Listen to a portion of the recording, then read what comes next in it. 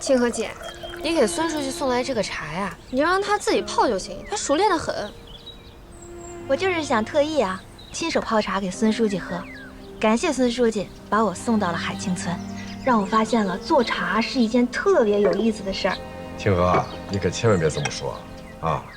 我呢，只是发现了一个机缘而已，真正做成事儿靠的还是你自己。来，我先尝尝。好。味道怎么样？这个茶味道有点淡，留香不足，没滋没味的，这有点失败啊。真的啊？真的。清河，你别听他瞎说，他根本就不懂茶。这个茶我尝了之后我觉得比起上次梅姨给我带来的茶，虽然口感没这么醇厚，但是这个茶的茶汤清郁透亮，而且比梅姨做的茶更灵动，更有生气一些。真的啊？哎呀，能得到孙书记这么高的评价，我真的太开心了。如果没猜错的话，这批茶应该是你做的吧？是，我跟梅姨学完制茶手艺之后，这是我自己第一次亲自做的茶。刚才泡茶的时候我还是挺紧张的，所以我就没好意思先说。清河，厉害，不愧是梅姨的高徒，第一次出手做茶就做成这样，真是青出于蓝而胜于蓝。我跟梅姨比可差远了。但是有你自己的特点。当然了，梅姨也夸我了，说我做茶还是有天赋。孙书记，我是真的特别喜欢这门手艺，而且我也是第一次在我人生当中找到了我真正喜欢做的事情，并且我还想把这件事情当做我这一辈子的事业来做。太好了，清河。你看这个茶字拆开来讲，人立于草木之间，这一茶一饭就是人的一生啊。虽然我也不是特别专业，但我的感受是这茶可真是一门深奥的学问，值得用一辈子的时间去探究、去研究。尤其这海清茶，手工制作，所以我相信梅姨能选到你这样的高徒，应该也挺欣慰的。怎么样？现在那边是一个什么情况？现在海清村有100亩老茶园，梅姨还有几个会制茶手艺的老人，年龄毕竟也都大了，有很多人这精力体力都跟不上了。如果光靠我和那几位老人，那也只能说是制出一点碎一点了。对了，孙书记，后天海清村有2名100岁老人过生日，梅姨想让我替她邀请您过去参加。好啊，没问题，我去。太好了，孙书记，那我回家再陪陪新龙。明天一早我还要赶回海清村。好，我送你。不用，您坐。再见了，徐老师，拜拜。那咱们后天见。好嘞，后天见。拜拜，清河姐，再见。领导，这些茶我帮你藏起来，你慢慢喝。藏什么藏啊？好东西就要拿出来跟大家分享。不卖钱。满脑子就知道钱。你刚才不是说不好喝吗？不好喝的东西怎么能拿去卖钱呢？不是说草什么人，走吧，放吧。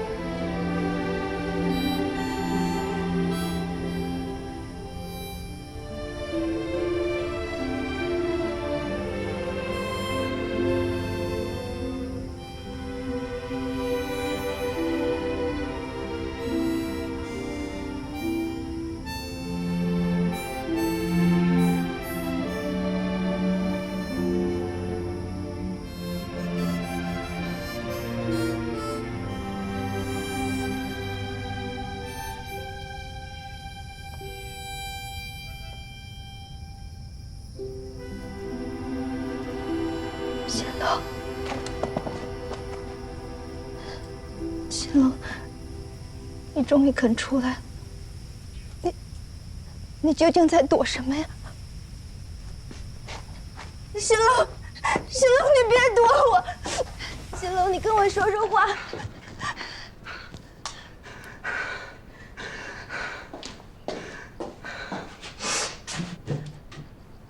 秦龙，我当初离开你的时候，我是不想再看到你家在爹和我之间为难，也是怪我。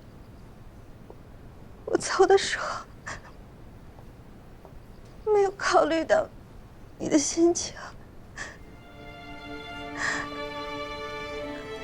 秦龙，秦龙，我错了。我错了，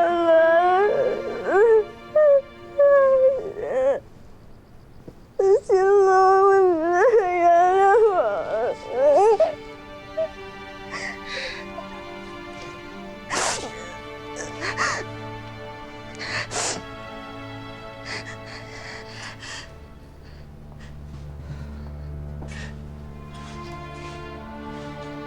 秦龙。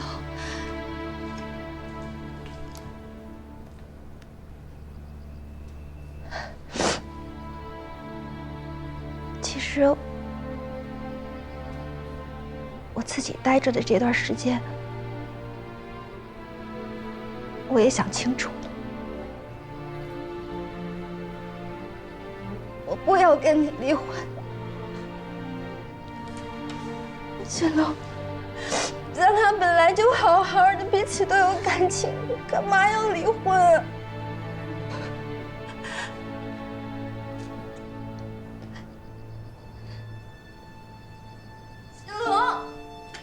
我知道你根本就没有病，我说的话你全都能听明白。秦龙，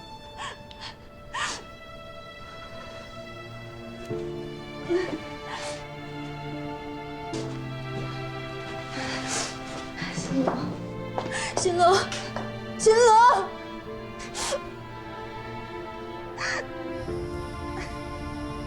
秦龙。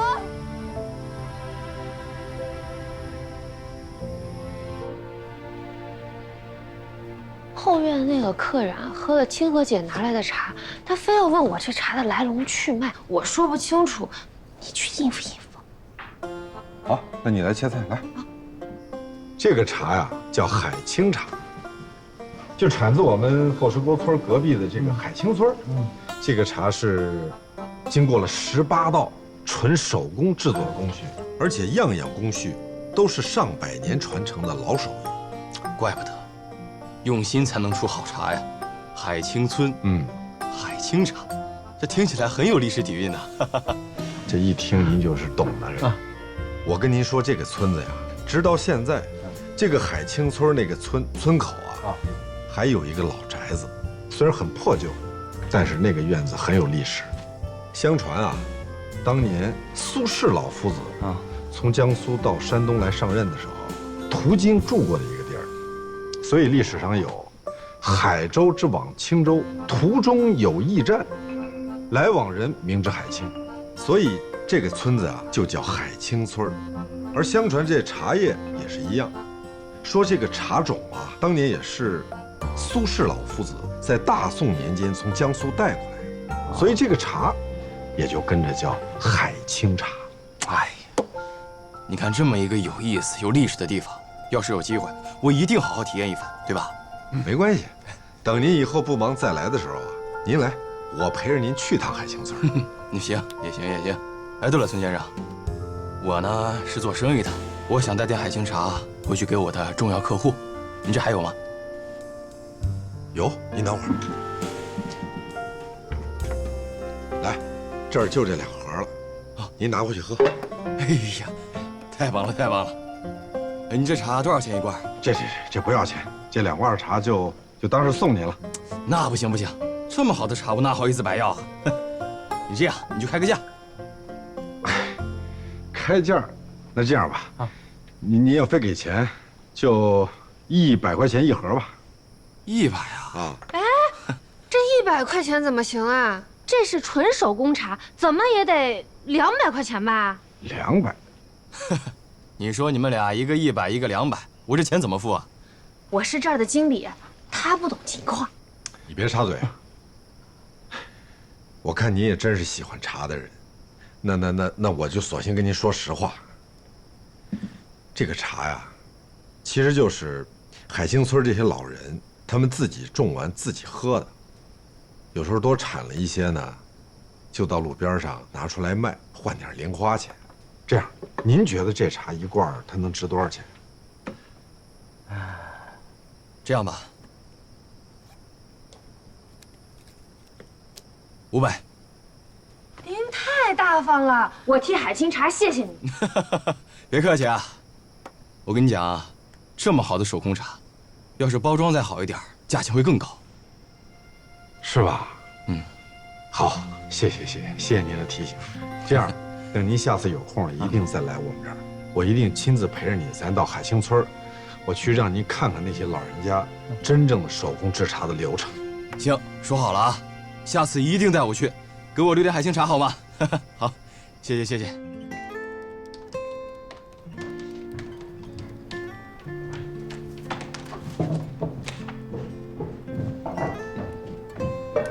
领导，这个月谷仓的营业额又增长了50%，好像没有受到村里新开民宿的影响哎。我跟你说话呢，你想什么呢？我在想啊，你说咱们除了这个民宿，能不能再想点给村里挣钱的路子？你想到结果了没？我觉得差不多了。你说咱是不是可以去卖茶呀？你想钱想疯了吧？清河姐一共才给了你10罐茶，你就算所有的茶你都高价卖，那还不够我工资的钱呢。哦，对了，说起我的工资啊，食材花园在我的努力之下，连续3个月实现了2位数的增长。你当时雇我的时候可是说得清清楚楚的，我的工资可是跟谷仓营业额挂钩的，你是不是应该给我涨点工资呀？这个，你看啊，咱们谷仓开业3个月，这按说呢，你这试用期刚结束，是吧？这个涨不涨工资的事儿呢，还得看看你今后的表现怎么样。我表现的还不好吗？我们都这么熟了，你还要算我试用期呀？你真是传说中的黑心老板。我的意思是说呀，这儿不光我，也不光你，你看还有其他人，是吧？涨工资，那一涨就得全涨，而现在毕竟还不稳定，究竟涨不涨工资呢？也得等谷仓稳定之后再说。现在的当务之急，我在想，虽然现在产量小，但是咱能不能把海清村的这个海清茶集中起来给它做成一个产业呢？你别岔开话题啊，好好考虑考虑我工资的事儿。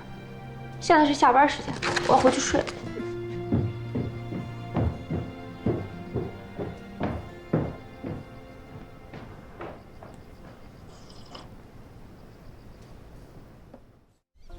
唉，谷仓停业一天啊，就要损失2、3千的流水，这算来算去都是一个亏本生意，太不划算，不值得。徐一，我很欣慰啊，你终于学会算账了。可是你这次算过头了啊！一个真正懂得工作的人，更应该懂得如何休息，记住了吧？今天就当放假了。我跟你的情况不一样，我现在需要钱，我得努力工作，你知道吗？哟，现在知道努力了？我一直都很努力啊。好，努力努力，继续努力。你别说，这还真是挺漂亮的啊！真美啊！你知道为什么叫海清逸吗？不知道。我听说呀，宋代有一位名人在这里住过，所以叫海清逸，其实就是驿站的意思。哦，月兰，哎，你们怎么在这儿啊？这不是有2位100岁老人过寿吗？我们来拍他们的新闻。哦，你们呢？我们也是来给这老人过寿的，啊，那行，那你们跟我们走吧。好，走。周克，哎，走啦。哎，这是生日礼物吗？啊，哎呀，就你最多事。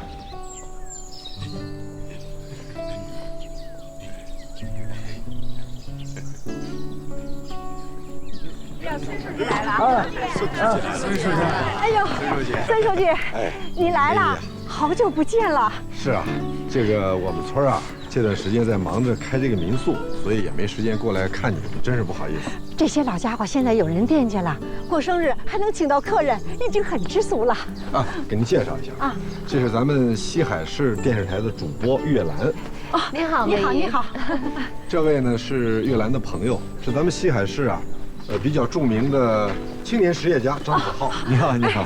幸会，欢迎你们来海清村啊！哎，赵镇长也来了。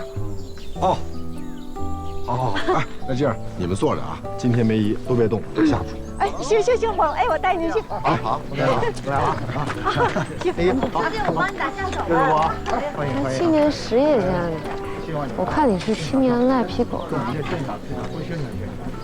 哪儿那么多话呀？好，小周。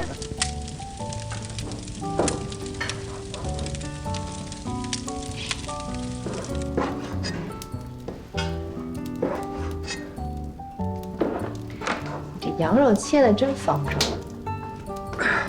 孔子曰：“歌不正，不食。”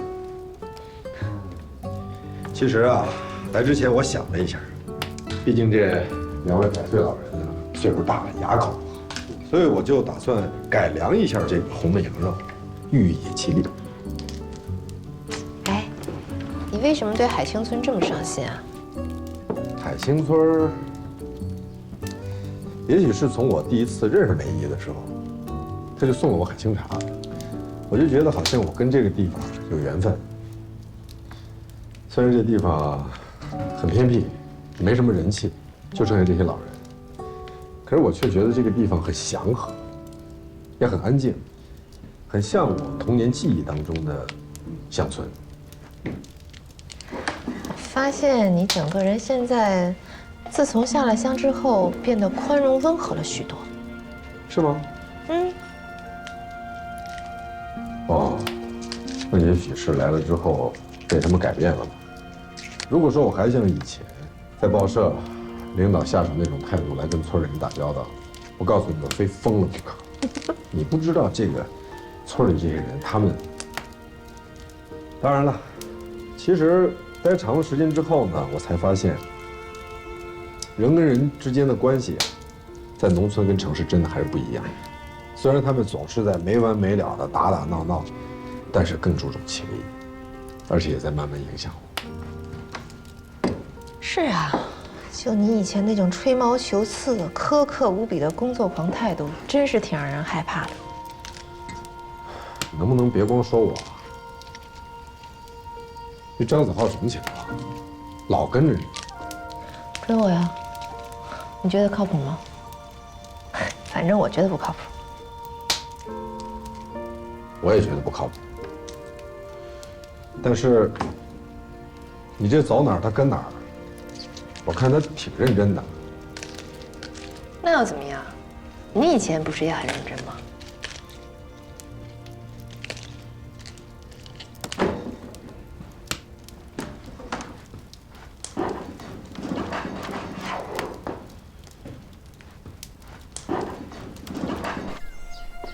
今天是咱们海清村大喜的日子，我们的古爷和我们的孙天清两位老人，同时迎来了他们的100岁寿诞之日，真是好事成双啊！人活100岁，是件很了不起的事情，是我们海清村这片山水宝地养育了我们的100岁老人。虽然我们的海清村现在已经凋零败落了，但是我们这些老骨头们还顽强地活着，只要人在，村子就还在，你们说是吧？对。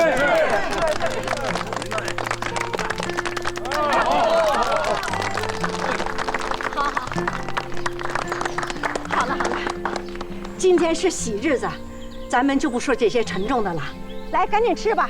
这里边好多的主菜都是孙书记给大伙做的，来，大家伙赶紧吃吧，来，吃起来，吃起来。好，谢谢孙书记。赶紧吃，好，谢谢。多吃点，多吃点，不谢。来，咱们先一起喝一杯吧。好，咱们先敬2位老人，生日快乐！生日快乐！生日快乐！生日快乐！生日快乐！生日快乐！啊，快坐，快坐。好了，赶紧吃菜吧，赶紧的。尝尝这菜怎么样？哎，好，尝。起来，我给你加块肉啊。张子浩，你没有资格给月兰姐夹菜。你再没完没了的，你小心我那个。小心啥？你们俩干什么呀？啊，还是小孩子呀？啊，今天2位老寿星过生日，你们还在这儿打小将，快吃！来，再敬您2老爷。来。哎呀，真的谢谢你能来，谢谢啊，谢谢。好。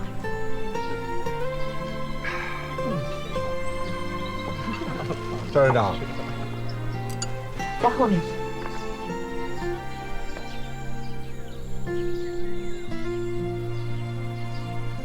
赵院长，哎，孙书记，哎，怎么不吃饭跑这儿来了？说实在的，今天这个场合啊，我实在是没有胃口，吃不下。为什么呀？你看，咱们这片历史悠久的自然村，如今就剩下这些年迈的老人了。每回看了，我这心里都不是个滋味。国家呢讲乡村振兴，可是海清村始终都没有起色。我这个镇长当的呀，惭愧，是我工作没有做好，我愧对于这些老人们。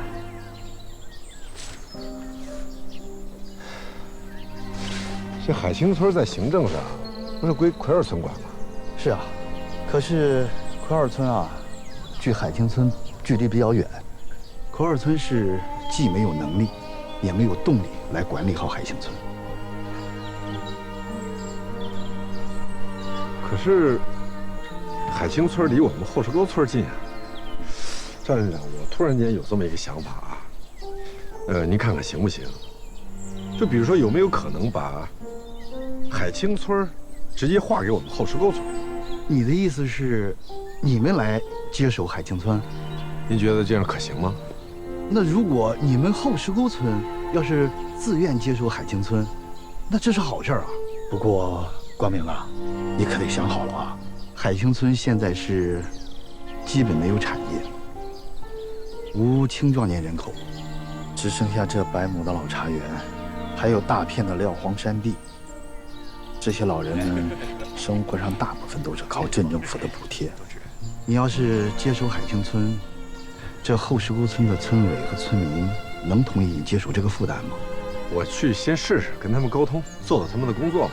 好啊，那你要是能让后石沟村合并海清村，那可是为咱镇上也解决了一个大难题啊。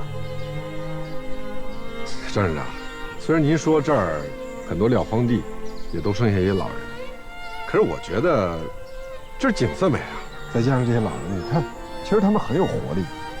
我觉得如果说把这儿开发好了，规划好，这应该是一块无价之宝才对。所以啊，我已经初步有了一个想法，我相信回去我能做通村子里的人的工作。好啊，你有这想法，我真是太高兴了。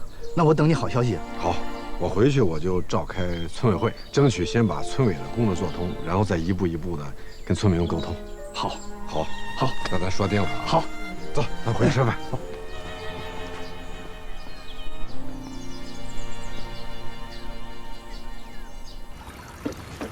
哎，下巴脸眼，俩大活人没看见？哎呀，过来，这八叔也在呢啊！哎，不是我啥事儿啊？我这急着，村委会是找我呢。不是找你过来有事儿，过来。好，你这样，八叔这咋的了？眉头紧锁的。金毛，找你过来呢，是想跟你和你八叔啊撮合撮合，说和说和。不用啊，我跟八叔这挺合的。我俩和气着呢。不是这样，你们俩先聊会儿，好不好？和气吗？祭扫祖堂的时候，你和美凤俩人拆我台，跟你们俩借点钱办民宿，跟我巴巴的扯我那200多块钱的账，压得你们什么资金链喘不过气儿，差点金融危机了都，合吗？有这么合的吗？八叔，你看啊，这个欠债还钱，是不是天经地义的？不是，我是说你们俩呀。咱都是老赵家的人，现在是不是应该考虑考虑团结了？做大事者不计小节。富贵啊，你说这个话对。做大事者不拘小节。说句实在话，八叔，我是不是挺尊重你的？我是不是在各个方面都挺尊重你的？可是光我尊重有什么用啊？那村委会里面，我这个不是这样。以后村委会代表老赵家说话的人是你，你八叔呢就带着老赵家人支持你，这样行吗？我觉得作为长辈支持晚辈的工作也是应该的。啊，对，可以这么说。哎呀，我突然就明白了啊，就这意思，就是我跟八叔我俩就是里应外合，配合。哎。一定要联手配合，一起来对付李建安，这不行吗？哎，孙书记，这个茶是我昨天专门从海清村带回来的茶，哎，大家都尝尝，看看怎么样？香啊，香味这个，哟，真的是这海清茶挺香的，是香。行，那咱们就开会。哎，等会儿，都在哪哈？都到了。对不起啊。以前也就算了，但是今天真的是村两委在商量工作的事儿，你能不能不要参加了？你就回去行不行？李主任、李大人，你怎么回跟我过不去呢？人孙书记都说了，乡风文明，我都说了多少次了，我是代表咱村过半数肇庆村民的代表。坐好了，不要说话，啊！听人家说完。孙书记，你继续。好，那就坐着一块儿听吧，啊。其实今天开这个会呢，之前已经把这个主题跟大家都说过了，就是明确我们村下一步的工作重点。今天我主要呢就是想听一听大家的想法。我的想法呢？我先说2句。自从这个孙书记来到咱们村以后啊，在他的领导下呢，我们先后度过了这个农药蔬菜，还有煎饼滞销的2大危机啊。现在呢。有机蔬菜的生产已经逐渐恢复了，而且还开发出了这个民宿产业的这个新的经济增长点啊！这所有的成绩呢，孙书记是功不可没。这2天我琢磨了一下哈，接下来咱们村的工作重点应该放在什么地方呢？我仔细想了想，这个工作重点应该放在土地清理上。把这些年咱们村隐瞒多占私占的这个土地啊，全部清理出来，然后归到村集体手里。等会儿，李建安，你说谁隐瞒侵占土地呢？大家都知道，这么多年来，我们老赵家的村民以蔬菜为主业，开垦了不少荒地废地，这也能叫隐瞒侵占？玉姐，你先别插话，先先听李主任把话说完。不是孙书记，李建安的心太大了，他太黑，他太可怕了。他要把地全清理出来归他所有啊！他这是针对咱所有老赵家的人啊！哎呦，邵一喜，你知道为什么不让你说话吗？你一说话你就胡说八道啊！什么叫归到我自己手里？那是归到村集体手里，这是国家政策，你懂不懂？国家政策呀，它也是通过跟这个村民沟通来进行完善的。对呀，是吧？对，你看，我就知道这个上林村没有跟村民沟通清楚，人家没有明白，结果就实施了这个方案，于是产生了非常可怕的后果。这好几家人脑袋都打成狗脑袋了，鸡飞狗跳的。这咱们村千万就不能重蹈这个覆辙，血的代价。孙书记，不好意思啊，我得给接个电话。好，你接。哎，开会。另外啊，咱们村一些以种菜为主的一些村民啊，这些年确实开了一些荒地，是吧？还有一些这个离村迁居的村民，在走的时候没把土地交给村集体，而是私下里把这些土地流转出来，租给了别人，还私下签下这个用地合同，连钱都收了。那个孙少爷，不好意思，我打断一下，一民叔，督促美凤又是老把那半袋的奶给我喝，就有点不对劲。我先上个厕所，你们先开啊！你快走啊！你去。哎呀，你这每次那么多事儿。对，您放心啊，这个文件我2天做完了，我就给你送过去啊。啊，李主任，啥意思？啥叫不来后果自负？你威胁我？啊，那我就把这个文件的具体内容啊再给你说一遍哈。是这样的，我说实话，你是不是跟赵一喜结盟了？啊，对，我没有。你少跟我来这一套啊！你们早就商量好了。你今天处处帮他说话，跟我作对。哎呦，李主任，现在村里在探讨下一步的工作计划，我就不能有态度吗？对，态度。金宝啊，当初盖你们家超市的时候，你多占了3米的宅基地，我连大声咳嗽都没有。哎，你是不是怕这个土地清理的时候伤着你们家超市啊？哎，李主任，不要拿我们家超市说事啊！我是占了3米宅基地，但是我告诉你，我以我自己的能力，我会想办法把这个钱还上，我不占村里任何一分钱。不用，我告诉你啊，民不举，官不究，只要你今天会议上好好配合我，以后在这个土地清理的时候，我一定会给你保留你多占的那3米宅基地。我先回去了，你一会儿再回。孙书记，现在咱们村的土地都给村民们种菜呢。如果咱们要搞土地确权，还是得有相应的原则。如果一味的把这个土地归为集体所有，恐怕会引起矛盾啊。哎呀，不好意思啊。等我了。哎呀，你赶紧的，快点！蹲着你妈的！这讲哪儿了？哎，对了，你刚才对这个土地清理的这个意见啊，你说的时候我没听清楚，你能不能再给大家说一遍？土地清理吧，我是这么觉得，不搞，也不影响咱们村的大局。对，金毛，说呀，大胆的说，我给你撑腰啊！要搞，我也不反对，因为也没什么。不是你到底想说啥？不是金毛，你怎么上趟厕所态度就变了？你吃什么药了？啥也没吃。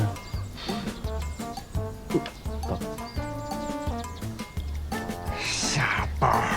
孙书记，我是群众代表，我知道群众的呼声，兵熊熊一个，将熊熊一窝。孙书记，你还记得您到任当天我打出的横幅吗？往这儿看，罢免吴能村主任，罢免吴能村。这就是人民群众的呼声啊！只不过这呼声啊，后来被某人给压制住了。哎，赵一喜啊，你以为打一个什么横幅罢免村主任就真能罢免我吗？你能不能学学法律啊？还我不懂法，李建安，你信不信我明天就把支持罢免你的村民集体代表签名，你弄出来，我保证人数过半。行了行了行了，你们俩先别争了，好不好？我说说我的看法啊。我认为呢，首先对这个私占多占的土地进行清理的问题啊，咱们可以先在村民中啊多做宣传，让大家清楚地认识到这个土地清理的正确意义。咱们可以把可能产生纠纷先做好处理原则，这个事儿不着急推行。再一个，对罢免村主任、重新选举的事儿，我认为这也不是我们马上要着手做的事儿。我们现在应该回到我们会议的主题上来，为咱们村下一步的工作重点出谋划策。我想说的是啊，昨天我从海清村回来，带回来一个重大的利好消息，就是咱们后石沟村合并海清村。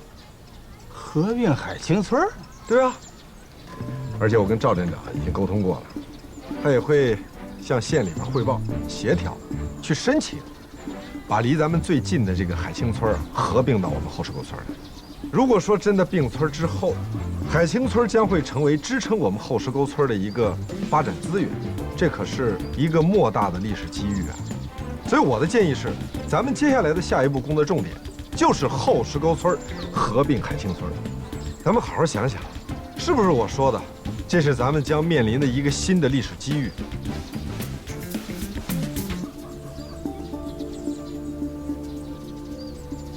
李主任，你对我说的这个合并海清村的想法支持吗？我反对。反对？你刚才不口口声声说要把更多的土地集中在村集体手里吗？如果海清村合并过来，咱们可是拥有了他们整个村子的土地。哎呀，孙书记，你可能不太了解这个海清村哈，它就是一个大茶园，那除了种茶的地，其他都是山地，咱拿过来派不上用场。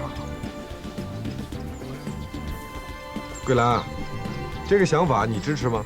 孙书记，我也觉得您对海清村恐怕不太了解，那全是山地，怎么种菜啊？海棠，你说说你的想法。孙书记，我听说海清村，它有好多老人啊。哎，老人多了吧，一是他有点负担，而且呢，它会让咱们这个村感觉起来这个木气。可是我看到的海清村那些老人们，个个都是朝气蓬勃。我想再跟大家解释一下我的想法啊。在我看来，海清村绝对不是一片废土，他们是有很多山地，可是它有茶园啊，它可以专门来种茶呀，也有建筑文字的历史，有传承好几百年的制茶手艺，这可是具有商业和文化价值的传统手工艺。我们把它并过来之后，山地可以种茶，不能种地的我们可以搞旅游啊，这样两个村子合并在一起，可以相辅相成。是，他们是老人很多，他们最大的问题是缺人手，可是我们后石沟村有。并村之后，海清村可以成为支持我们后石沟村发展的腹地，可以带动我们两个村子的产业人气一起兴旺起来。什么是乡村振兴？这就是乡村振兴。诸位，你们好好想想，这是大好事一件。选。赵一喜，我说的话你能听懂吧？孙书记，您刚才说的有点云山雾绕的，我没太懂啊。金宝，你是会计，你最会算账，对吧？你从这个经济的角度算一算，这是不是一个大好事儿？孙书记，如果您非要问我的话哈，那我就说点实话。你说，这个海清村啊，它以前原本是属于奎二村的。如果它要真是个香饽饽的话，那为啥就扔了不要了？我作为一个会计，我可能算的就是小账啊。我的意思是说，老人他首先他没有行动力，他帮不上什么忙。你一旦到了年根了，到什么时候了要分红，那人家是不是也得拿一份钱？所以我作为一个会计，我刚才怎么算？我说这个账啊，他金宝这点说的还是有道理的。易秘书啊，先暂时休会吧。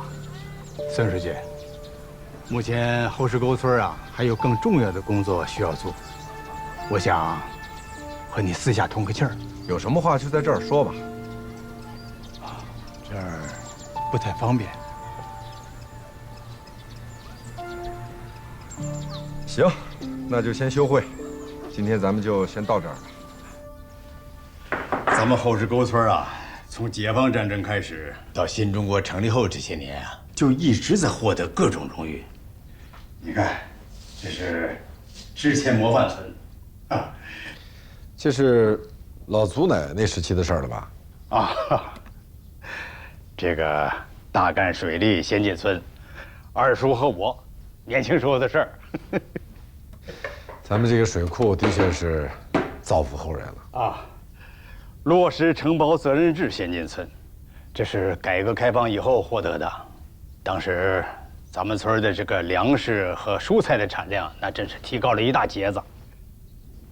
计划生育先进村，当时这个二胎政策还没放开，我还帮着妇女干部啊去抓了一阵超生游击队。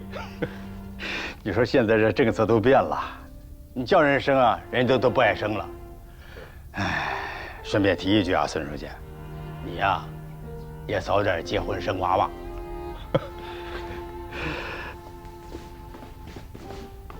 这个呀，我忘了，出了有毒蔬菜的事儿之后啊，这个荣誉已经被收回了。咱们以后再争取。孙书记，这个呀，才是我要和你说的最具重磅性的荣誉啊。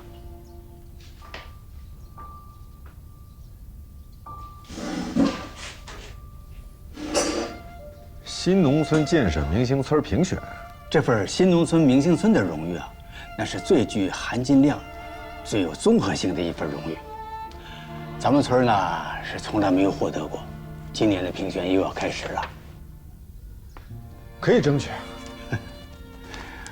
不瞒你说呀，孙书记，咱们后石沟村啊，前些年还是干出一些成绩的，可是这几年呢，就没什么进步了。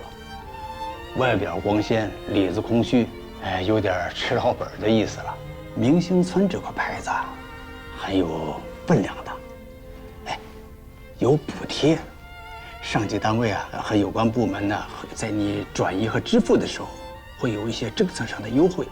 所以啊，我觉得咱们应该在得到明星村这块牌子上多下功夫，想想办法。怎么多下功夫，想想办法？这个明星村的评选呢，它是讲究这个数据和指标的，咱们只要一样一样的就称这些数字和指标，只要称上去了，咱就能得到这个明星村的牌子。只要拿到了这块牌子，那就是对咱全体村民、全体村干部，包括你这第一书记工作的肯定啊，是吧？所以咱想想办法，把这个牌子把它拿下。